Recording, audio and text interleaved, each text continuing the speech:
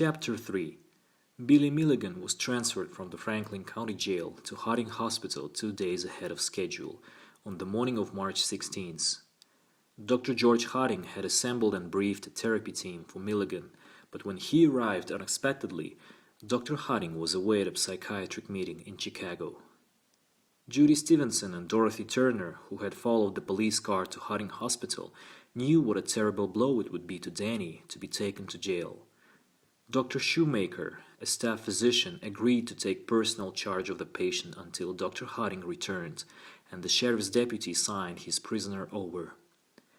Judy and Dorothy walked with Danny to Wakefield Cottage, a locked psychiatric unit with facilities for 14 difficult patients requiring constant observation and personal attention.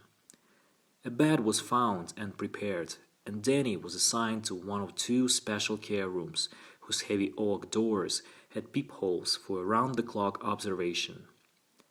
A psychiatric aide, called Psych Tech at Harding Hospital, brought him a lunch tray, and both women stayed with him while he ate. After lunch, Dr. Shoemaker and 3 nurses joined them. Turner, feeling it was important for the staff to see the multiple personality syndrome for themselves, suggested to Danny that Arthur come out and meet some of the people who would be working with him. Nurse Adrienne McCann, the unit coordinator, had been briefed as part of the therapy team, but the other 2 nurses were taken completely by surprise. Donna Agar, mother of 5 daughters, found it difficult to sort out her emotions at meeting the campus rapist. The nurse watched closely as first the little boy talked and then his eyes became fixed in a trance, lips moving silently, conducting an inner conversation. When he looked up, his expression was austere and haughty, and he spoke in a British accent. She had to keep from laughing, not convinced by Danny or Arthur of either's existence. It could be an act by a brilliant actor to avoid prison, she thought, but she was curious about what Billy Milligan was like. She wanted to know what kind of person would do the things he had done. Dorothy and Judy spoke to Arthur, reassuring him that he was in a safe place. Dorothy told him she would be coming by in a few days to do some psychological testing. Judy said she and Gary would visit from time to time to work with him on the case. Psych Tech, Tim Shepard, observed the new patient every 15 minutes through the peephole and made entries on the spatial procedures record for that first day. 5 p.m. Sitting cross-legged on bed. Quiet. 5:15 p.m. Sitting cross-legged on bed, staring. 5:32 p.m. Standing, looking out window. 5:45 p.m. Dinner served. 6:02 p.m. Sitting on edge of bed, staring. 6:07 p.m. Tray removed, ate well. At 7:15, Milligan began pacing. At 8 o'clock, Nurse Helen Yeager went into his room and stayed with him for 40 minutes. Her first entry in the nurse's notes was brief, 16th of March, 78. Mr. Milligan remains in special care, observed closely for special precautions, spoke of his multiple personalities. Arthur did most of the talking. He has an English accent, stated that one of the persons, namely Billy, is suicidal and he has been asleep since 16 years of age in order to protect the others from harm.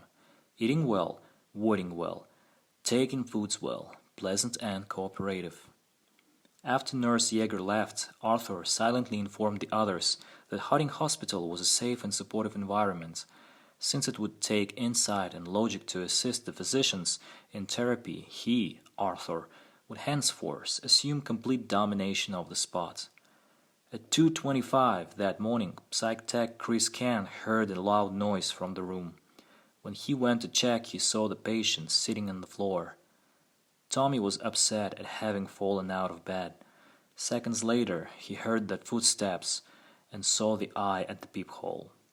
As soon as the footsteps faded away, Tommy pulled the tape razor blade from the sole of his foot and carefully hid it, retaping it to the underside of one of the bed slats. He would know where to find it when the time came.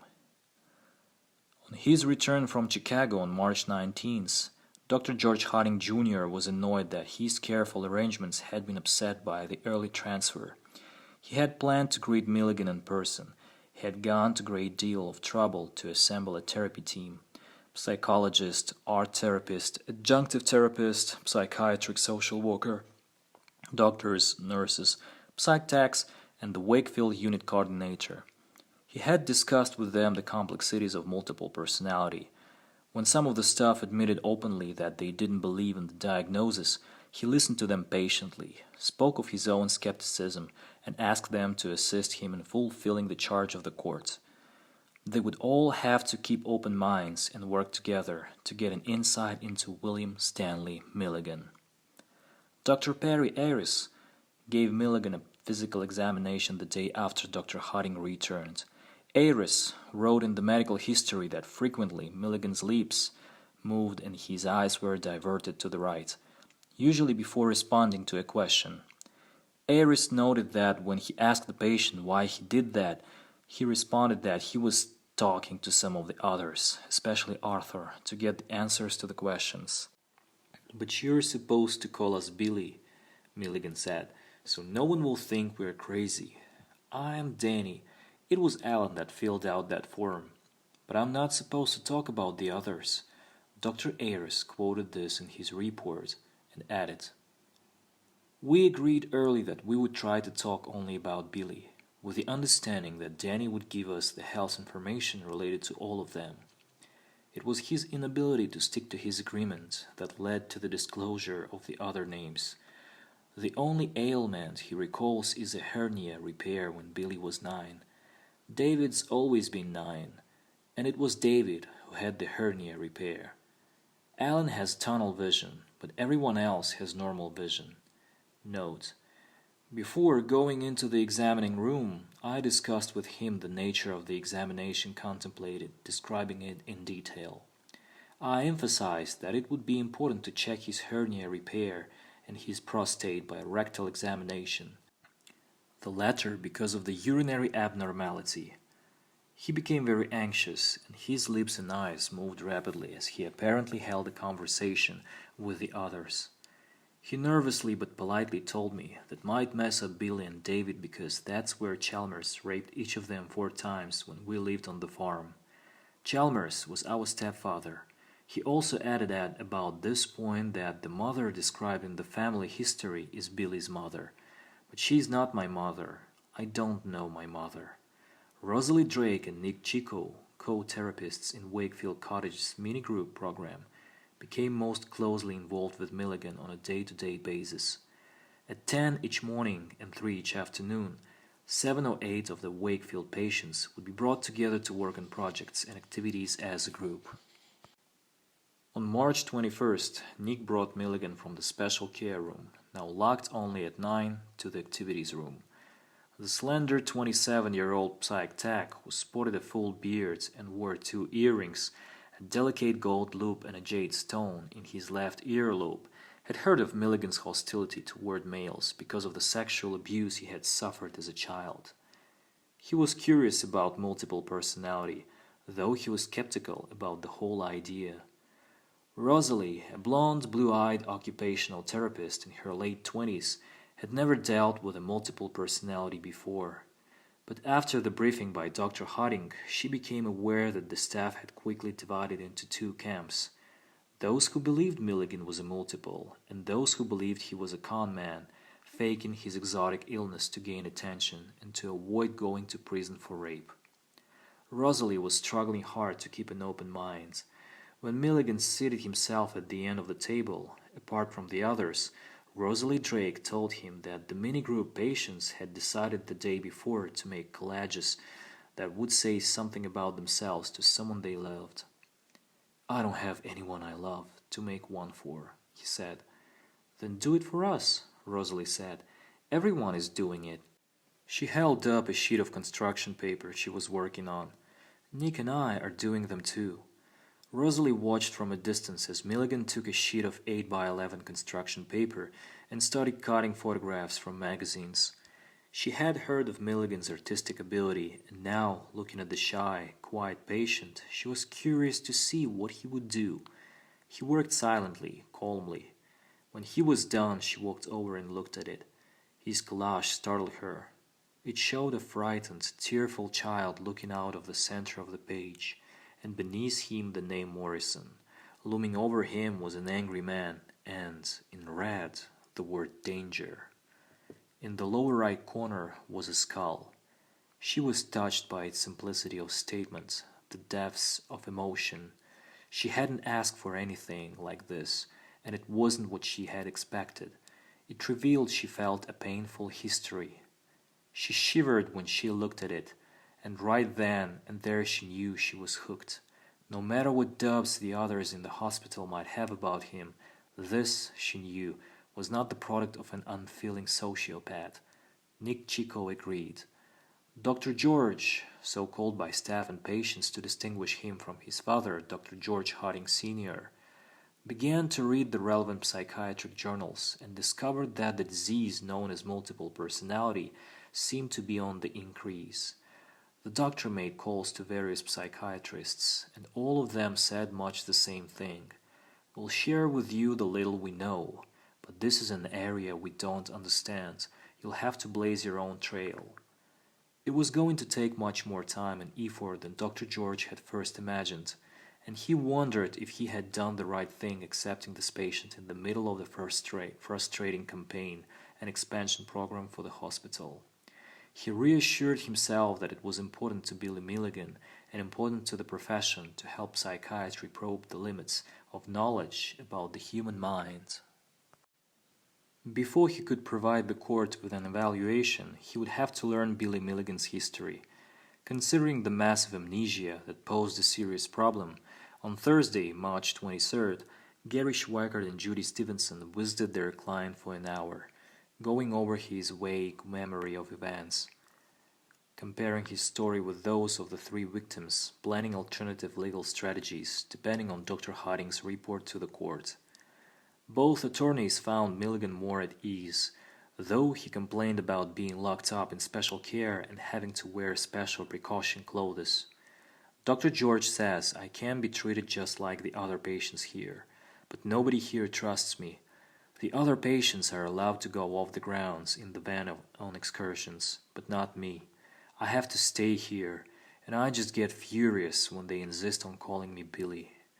They tried to calm him to explain that Dr. George had gone out on a limb for him, and that he had to be careful not to try the doctor's patience. Judy sensed he was Alan, but she didn't ask, always afraid he might be insulted that she didn't know him. Gary said, I think you should try to cooperate with the staff here. It's your only chance to stay out of jail. As they left, both agreed that they were relieved he was safe and that the day-to-day responsibility and worry were off their backs for a while. Later that day, the first therapy session was a strained 50-minute hour for Dr. Harding. Milligan sat on the chair facing the window in the interview room at Wakefield, but he would not, at first, make eye contact. He seemed to remember very little of his past, although he talked freely of the abuse by his adoptive father. Dr. Harding knew he was being overcautious in his approach. Dr. Wilbur had told him to find out as soon as possible how many personalities there were to establish their identities. The alternates needed to be encouraged to tell why they existed and to be permitted to relieve the specific situations that had caused their creation.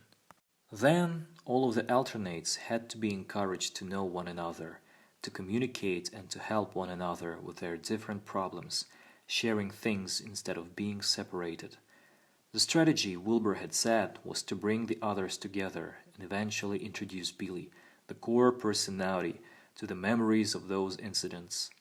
Then, finally, fusion might be attempted.